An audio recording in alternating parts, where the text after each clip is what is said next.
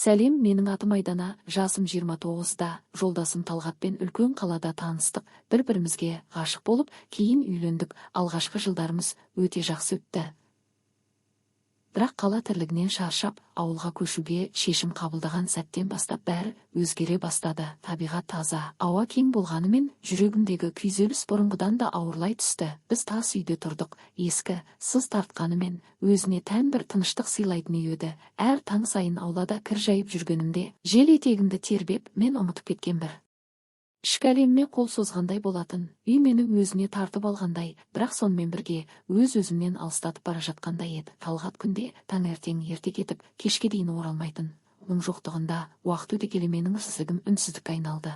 Сол үнсіздікті алғаш бұзған адам ауылдың ағаш ұстасы Ахмет болды. Ахметпен біз ескі бір орындықтың арқасында таныстық. Оның шеберханасына кіргенде ең алдымен мұрныма ағаш үгіндісінің иісі келді. Ол басын көтеріп маған қарағанда, көзінде таңғалу да ерекше бір назарда жоқ еді, тек терең тыныштық бар болатын. Ол мен емес, ішімде үнсіз қалған бір әйелді көргендей әсер қалдырды. Орындық мешін. Ол қолын орындыққа қойып көзін жұмды да, бұл орындық көп нәрсе көрген деді. Сол сәтте оның шын мәнінде орындықты емес, мені түсінгенін сездім. Ішімдегі айтылмаған сезімдерді сөзсіз ақ ұққандай болды. Сол күннен кейін менің жолым шеберханаға жиі түсетін болды. Кейде бір сылтаумен, кейде тек сырттай қарау үшін ғана баратынмын. Ахмет әрдайым сонда болатын. Жұмыс істеп жүрсе де, кейде басын көтермей-ақ мені сезетіндей еді. Мүмкін қарамайтын шығар, бірақ бәрін сезетін. Мұны әйел жүрегі жақсы біледі. Бір күні орындық дайын болды. Оны алып, үйге қайтарда Ахмет мені шығарып салды. Есіктің алдында қоштасып тұрғанымызда, орындықты жерге қойған сәтте саусақтарымыз тиіп кетті.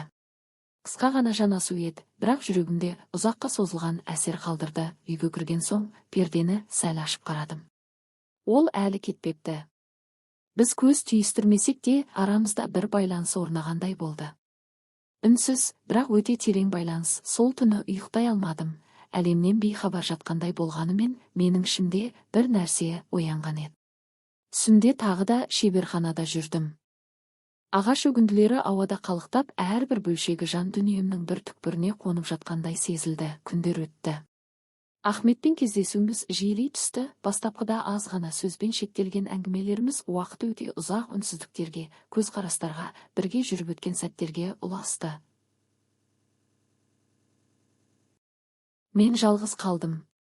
Сол кеште Ахмет есігімді қақты. Қолында тағы бір бұйым бар екен, кішкентай үстел шамы. Мұны сен үшін жасадым деді, мен оны ішке шақырдым. Алғашында ештеңе айтпадық. Ол шамды жағып еді, жұмсақ сары жарық бөлмені толтырды. Жартылай қараңғылық сөздердің арасын жасырып тұрған перде секілді бізді қоршап алды. Біз үнсіздіктен қорықпадық. Өйткені сол түні үнсіздіктің өз тілі бар еді. Біз бірге диванға отырдық, мен шай құйдым. Қолымдағы стақанға тиген саусақтарым дірілдеп тұрды. Сырт көзге бәрі тыныш көрінгенімен, ішімде жылдар бойы тұншыққан бір сезім алғаш рет босап шығуға дайын тұрғандай еді. Мен оның көзіне қарадым. Ол жерде айтылмаған сөздердің салмағы жатқандай болды. Уақыт тоқтап, біз сол бір сәттің ішінде қалып қойғандай едік. Сөйтіп, үнсіздіктің тереңіне сіңіп кеттік. Сол түні сөздер сыбырларға, ал сыбырлар ең терең тыныштыққа айналды.